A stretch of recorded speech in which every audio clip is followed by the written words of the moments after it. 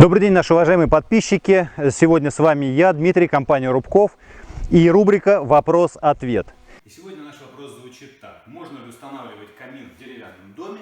Насколько это пожароопасно? Итак, камин либо печь в деревянном доме. Что это и какие особенности необходимо учитывать при проектировании данных конструкций?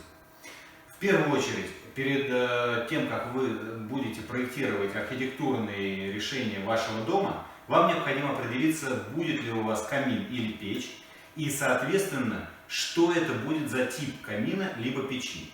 Что я имею в виду? В первую очередь, это размеры, габариты так называемые, и второе, это сама нагрузка от данной конструкции на пол, который будет рассчитывать конструктор. Имея представление о том, что выбрал дизайнер, либо вы сами в интернете, например, либо по каталогу, вы в первую очередь выясняете, какая нагрузка будет восприниматься полом. Если нагрузка более чем 200 кг на квадратный метр, именно такую нагрузку рассчитывает конструктор на каждый квадратный метр пола вашего дома, будь то первый этаж, будь то второй этаж. Это базовая величина, от которой рассчитывается прогиб балок и деформация перекрытий межэтажных. Если эта нагрузка более 200 кг на квадратный метр, то, соответственно, под печь либо камин выполняется отдельный фундамент. Если свайный, те же сваи 4 штуки, либо 6 штук, в зависимости от нагрузки, по которым выполняется плита, монолитная и являющаяся базовым основанием для конструкции. Если нагрузка менее 200 кг на квадратный метр, соответственно, мы можем топку с облицовкой установить прямо на покрытие пола. Например, на стяжку в данном случае, так как она выполняется вместе с теплым полом. Что еще необходимо знать? Это габариты и как будет выходить, собственно, дымоход. Дымоход может идти между этажных перекрытий до кровли. Соответственно, на втором этаже вы получите трубу, которая будет проходить и сквозь весь этаж, сквозь комнату, в которой она будет находиться. И облицовка этой трубы очень важный момент. Для того, чтобы обеспечить защиту от пожара, нам необходимо использовать только фасонные элементы, так называемые сэндвичи, прохождение через перекрытие и через кровлю. Это основная стоимость дымохода, именно сэндвичи, перехода. Сама труба имеет изоляцию от тепла. Соответственно, труба всегда не горячая, и до нее даже можно дотронуться рукой. Для того, чтобы, например, дети, пожилые, либо взрослые, невзначай дотронувшись, не получили ожог. Поэтому камины и печи рассчитываются с таким образом, чтобы дымоход был всегда не горячий.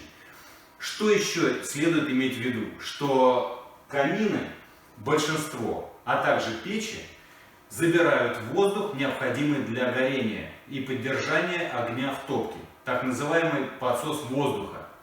В данном случае подсос обеспечивается из подпольного пространства под балками, которые проходят по всему дому. На первом этаже фундамент здесь свайный, соответственно, воздух свободно забирается из подпольного пространства. В случае с монолитной лентой необходимо продумывать, как будет осуществляться забор воздуха для топки камина либо печи. Ну и финишный вопрос, это, конечно же, разделка трубы в кровле. Очень важно, чтобы эту работу выполняли кровельщики, потому что соединить места примыкания кровли, покрытия чистового кровли, к самой трубе дымохода и обеспечить максимальную герметизацию, вот это важный вопрос и краеугольный камень устройства дымохода в деревянном доме. Сама по себе топка, она не опасна, потому что все топки, которые сейчас существуют, на самом деле и имеют сертификат соответствия пожарный, они являются сэндвичами, которые обеспечивают отсутствие горячей температуры вокруг топки. Поэтому отделочные материалы, как правило, используются достаточно легкие. Если у вас есть цель обогревать камином либо печкой первый этаж, то, соответственно, конструкция усложняется. И размер, габарит посадочный по полу первого этажа также изменяется. Но таким образом можно обеспечить приятное тепло от печки, от горения дров в пространстве комнаты. Таким образом, отвечая на вопрос о том, можно ли устраивать камин или топку и как это делать в деревянном доме, я сейчас вам подробно рассказал. Ничего страшного в этом нет. Обращайтесь к нам, наш конструктор и архитектор с удовольствием помогут вам выполнить эту непростую задачу со всеми нормами и требованиями, которые предъявляются к данной категории конструкций. Если вы хотите получить проект дома или бани, вы хотите узнать стоимость или отправить ваш собственный проект на расчет в нашу компанию, переходите по ссылке под этим видео. С вами был Дмитрий, компания Рубков.